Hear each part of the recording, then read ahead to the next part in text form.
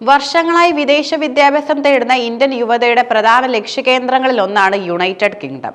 എന്നാൽ സമീപകാലത്ത് UK home office നടപ്പിലാക്കിയ കടുത്ത വിസ നിയമങ്ങൾ പ്രത്യേകിച്ച് മലയാളി വിദ്യാർത്ഥികളുടെ UK പഠനമോഹങ്ങൾക്ക് മങ്ങലേൽപ്പിച്ചിരിക്കുന്നു. അതേസമയം ഈ മാറ്റങ്ങൾക്കിടയിലും മറ്റ് ഇന്ത്യൻ സംസ്ഥാനങ്ങളിൽ നിന്നുള്ള വിദ്യാർത്ഥികളുടെ എണ്ണം വർദ്ധിക്കുന്നത് UK വിദ്യാഭ്യാസത്തിന്റെ ലക്ഷ്യത്തെയും ഇന്ത്യയിലെ വിവിധ സംസ്ഥാനങ്ങളിലെ യുവജനങ്ങളുടെ ജീവിത വീക്ഷണങ്ങളെയും വ്യക്തമാക്കുന്നു. കുറുക്കുവഴി എന്ന ട്രെൻഡ് മാഞ്ഞ് ഗുണമേന്മയുള്ള പഠനം എന്ന പുതിയ ചിന്താഗതിയിലേക്ക് UK വിദ്യാഭ്യാസ മേഖല മാറുന്ന നിർണായക ഘട്ടമാണിത്. UK കുടിയേറാനുള്ള എളുപ്പമാർഗമായി വിദ്യാർത്ഥി വിസയെ കണ്ട ഒരു ട്രെൻഡ് കേരളത്തിൽ 2022ഓടെ ശക്തമായിരുന്നു. പഠനം ഒരു മറം മാത്രമാക്കി UK വിസ സ്വിച്ച് ചെയ്ത് സ്ഥിരതാമസം നേടുക എന്നതായിരുന്നു പലരുടെയും ലക്ഷ്യം. ഈ പ്രവണതയ്ക്ക് പിന്നിൽ പല കാരണങ്ങളും ഉണ്ടായിരുന്നു. കോവിഡ് മഹാമാരിയുടെ സമയത്ത് UK ആരോഗ്യ മേഖലയിലും മറ്റ് ആവശ്യ സർവീസുകളിലും തൊഴിലാളികളുടെ കുറവുണ്ടായപ്പോൾ വിദ്യാർത്ഥികൾക്ക് സമയപരിധിയില്ലാതെ ജോലി ചെയ്യാൻ അനുമതി ലഭിച്ചിരുന്നു.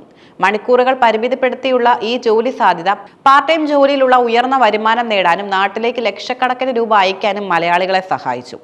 ഈ വിജയഗാഥകൾ കേട്ടറിഞ്ഞാണ് പഠനത്തെക്കാൾ ജോലി എന്ന ലക്ഷ്യത്തോടെ വലിയൊരു വിഭാഗം വിദ്യാർത്ഥികൾ 2022 UK പ്രവഹിച്ചത്. UK പല മലയാളി വിദ്യാർത്ഥികളും ഒരാഴ്ച പോലും യൂണിവേഴ്സിറ്റിയിൽ പോകാതെ വിസ ഏജൻസികളുടെ സഹായത്തോടെ കെയർ വിസയിലോ മറ്റ് തൊഴിൽ വിസയിലേക്കോ മാറാൻ ശ്രമിച്ചു. ഇത് യൂണിവേഴ്സിറ്റികളിൽ റെക്കോർഡ് എണ്ണം ഡ്രോപ്പ് ഔട്ട് സംഭവിക്കുന്നതിലേക്കും നയിച്ചു. വിദ്യാർത്ഥി വേഷത്തിലെത്തി കെയർ ഹോമുകളിൽ ജോലി തേടിയവരുടെ എണ്ണം ഉയർന്നതോടെ UK സർക്കാർ ഈ വിസയെ കുടിയേറ്റത്തിനായുള്ള കുറുക്കുവഴിയായി തിരിച്ചറിഞ്ഞു. അന്നത്തെ ഹോം സെക്രട്ടറി ആയിരുന്ന പ്രീതി പട്ടേലിന്റെ നിർദ്ദേശപ്രകാരം വിസ സ്വിച്ചിങ് അടക്കമുള്ള നിയമങ്ങൾ കർശനമാക്കിയതോടെ മലയാളി വിദ്യാർത്ഥികളുടെ പ്രവാഹത്തിന് തടസ്സമായി. പുതിയ വിസ നിയമങ്ങൾ നിലവിൽ വന്നതോടെ UK പോകാനുള്ള മലയാളി വിദ്യാർത്ഥികളുടെ ആവേശം ആവിയായിപ്പോയി. ഈ പിന്മാറ്റത്തിന് പിന്നിൽ കുറുക്കുവഴികൾ അടഞ്ഞതുകൂടാതെ കേരളത്തിന്റെ സാമ്പത്തിക ഘടനയുമായി ബന്ധപ്പെട്ട പ്രധാന കാരണങ്ങളുമുണ്ട്.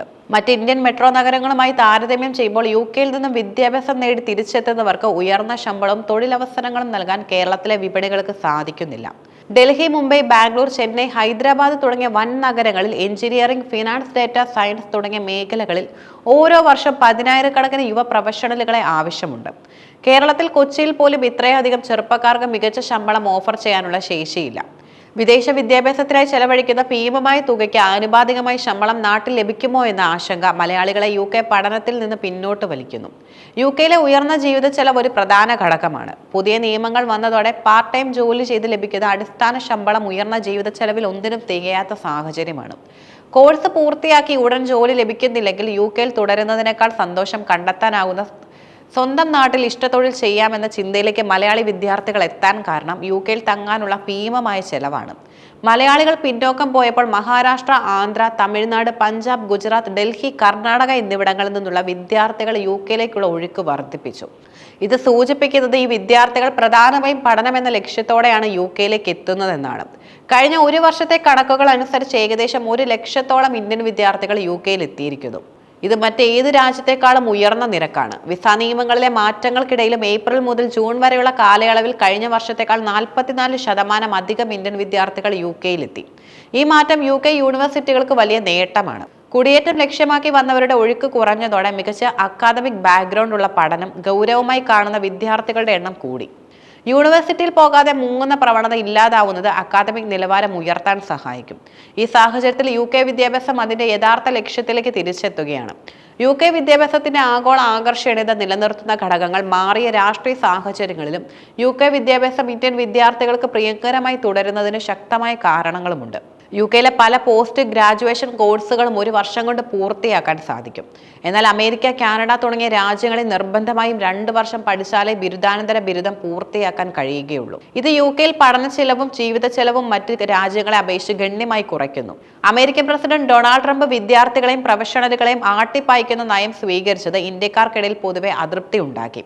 ഈ സാഹചര്യത്തിൽ കൂടുതൽ സുസ്ഥിരമായ നയങ്ങൾ പിന്തുടരുന്ന UK പോലുള്ള രാജ്യങ്ങളിലേക്ക് അവസരം തേടുക എന്ന നയത്തിലേക്ക് ഇന്ത്യൻ വിദ്യാർത്ഥികൾ മാറി. UK വളർച്ചാ നിരക്ക് മുരടിച്ചു നിൽക്കുന്നതിനാൽ മൾട്ടിനാഷണൽ കമ്പനികൾക്ക് പോലും കൂടുതൽ ജീവനക്കാരെ നിയമിക്കാനാകാത്ത സ്ഥിതിയുമുണ്ട്. എന്നാൽ അതിവേഗം വളർച്ച നേടുന്ന ഇന്ത്യയിലും ചൈനയിലും സ്ഥിതി വ്യത്യസ്തമാണ്. UK വിദ്യാഭ്യാസം പൂർത്തിയാക്കി മടങ്ങിയെത്തുന്ന പ്രൊഫഷണലുകൾക്ക് ഇന്ത്യയിലെ വമ്പൻ മെട്രോ നഗരങ്ങളിൽ മികച്ച തൊഴിലവസരങ്ങളും ഉയർന്ന ശമ്പളവും ലഭിക്കുന്നു. പഠനത്തിന് ശേഷം ഉടൻ UK ജോലി ലഭിക്കുന്നില്ലെങ്കിൽ സ്വന്തം നാട്ടിലെ ഇഷ്ട തൊഴിലിലേക്ക് തിരിയുക എന്നത് കൂടുതൽ ബുദ്ധിപരമായ തീരുമാനമായി ഇന്ത്യൻ വിദ്യാർത്ഥികൾ കാണുന്നു. ഇന്ത്യയും UK-യും തമ്മിൽ രൂപം കൊള്ളുന്ന ശക്തമായ നയതന്ത്ര ബന്ധങ്ങളും അടുത്ത ഏതാനും വർഷങ്ങൾ കൊണ്ട് സാധ്യമാകുന്ന 5 ലക്ഷം കോടി രൂപയുടെ വാണിജ്യ വ്യാപാര കരാറുകളും ദീർഘകാല ഭാവിയിലേക്ക് വിദ്യാർത്ഥികൾക്ക് വലിയ പ്രതീക്ഷ നൽകുന്നു. UK വിദ്യാഭ്യാസ ഭാവിയിലെ സാമ്പത്തിക വളർച്ചയിൽ മികച്ച പങ്കാളിത്തം ഉറപ്പാക്കുമെന്ന ചിന്തയും വിദ്യാർത്ഥികളെ ആകർഷിക്കുന്നു. ചുരുക്കത്തിൽ UK വിദ്യാർത്ഥി വിസയുമായി ബന്ധപ്പെട്ട വിവാദങ്ങൾ സാഹചര്യങ്ങളെ മുതലെടുക്കുക എന്നൊരു പ്രവണതയുടെ പരാജയമാണ്. 2022 മലയാളി വിദ്യാർത്ഥികൾ കൂടുതലായി കുറുക്കുവഴി ഉപയോഗിച്ചപ്പോൾ ഇപ്പോൾ സാഹചര്യങ്ങൾ പ്രയാസമേറിയതായപ്പോൾ UK-യിലേക്കുള്ള അവരുടെ ആവേശം കെട്ടടങ്ങുകയും ചെയ്തു. എന്നാൽ മറ്റ് സംസ്ഥാനങ്ങളിലെ വിദ്യാർത്ഥികൾ ഈ മാറിയ സാഹചര്യങ്ങളോട് പൊരുത്തപ്പെടാൻ തയ്യാറാണ്. അവരുടെ ലക്ഷ്യം കുടിയേറ്റമല്ല, മറിച്ച് ആഗോള അംഗീകാരമുള്ള വിദ്യാഭ്യാസം നേടുക, അതുവഴി ഇന്ത്യയിലെ വമ്പൻ നഗരങ്ങളിൽ മികച്ച തൊഴിലും ശമ്പളം കണ്ടെത്തുക എന്നതാണ്. ഈ മാറ്റം UK യൂണിവേഴ്സിറ്റികളുടെ ഗുണമേന്മ വർദ്ധിപ്പിക്കുകയും UK-ഇന്ത്യ ബന്ധം വിദ്യാഭ്യാസ മേഖലയിൽ കൂടുതൽ ശക്തമാക്കുകയും ചെയ്യും.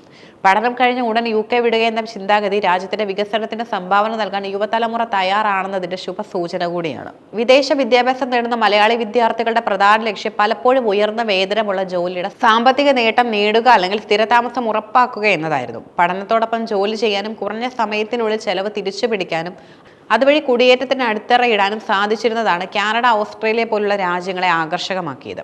UK-യിൽ സംഭവിച്ചതുപോലെ ഈ രാജ്യങ്ങളിലും പഠനത്തിന് മാത്രം ശ്രദ്ധ കേന്ദ്രീകരിക്കേണ്ട ഒരു അവസ്ഥ വന്നാൽ മലയാളി വിദ്യാർത്ഥികളുടെ ലക്ഷ്യങ്ങൾ സമൂലമായി മാറും. കുടിയേറ്റ ലക്ഷ്യങ്ങൾ കുറയുകയും ചെയ്യും. പഠനശേഷം പെട്ടെന്ന് സ്ഥിരതാമസം നേടാനുള്ള സാധ്യതകൾ കുറയുന്നതോടെ കുടിയേറ്റത്തിനുള്ള കുറുക്കുവഴി എന്ന ചിന്താഗതി ഇല്ലാതാകും. ഇതോടെ വിദേശത്തേക്ക് പോകാനുള്ള മൊത്തത്തിലുള്ള ആവേശം കുറയാനും സാധ്യതയുണ്ട്. ഏറ്റവും മികച്ച കോഴ്സുകൾക്കും ഉയർന്ന നിലവാരമുള്ള യൂണിവേഴ്സിറ്റികൾക്കും മാത്രമാകും ഇനി വിദ്യാർത്ഥികൾ പ്രാധാന്യം നൽകുക. കോഴ്സിന്റെ പേരിൽ മാത്രം വിസ നേടാനുള്ള ശ്രമങ്ങൾ ഇല്ലാതാകും. പഠനത്തോടൊപ്പം ജോലി ചെയ്യാനുള്ള സാധ്യതകൾ കുറയുന്നത് സാമ്പത്തിക ഭാരം വർദ്ധിപ്പിക്കും.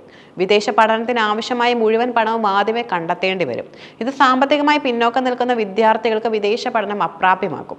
കുടിയേറ്റ സാധ്യതകൾ പൂർണ്ണമായും അടഞ്ഞാൽ മലയാളി വിദ്യാർത്ഥികൾ കാനഡ, ഓസ്ട്രേലിയ തുടങ്ങിയ രാജ്യങ്ങളെ ഉപേക്ഷിച്ചും നിലവിൽ കുടിയേറ്റ നിയമങ്ങൾ ഉദാരമായ മറ്റ് ചെറിയ യൂറോപ്യൻ രാജ്യങ്ങളിലേക്കോ അല്ലെങ്കിൽ ജർമ്മനി, ഫ്രാൻസ് പോലുള്ള രാജ്യങ്ങളിലേക്കോ ശ്രദ്ധ തിരിക്കാനുള്ള സാധ്യതയുമുണ്ട്. ചുരുക്കത്തിൽ വിദേശ പഠനം ഒരു പൂർണ്ണസമയ അക്കാദമിക് നിക്ഷേപമായി മാറും. സാമ്പത്തികമായി മെച്ചപ്പെട്ട നിലയിലുള്ളതും അക്കാദമിക് മികവിൽ ഉറച്ചതുമായ വിദ്യാർത്ഥികൾക്ക് മാത്രം വിദേശ പഠനം സാധ്യമാവുന്ന ഒരു കാലഘട്ടമാകും ഇത്.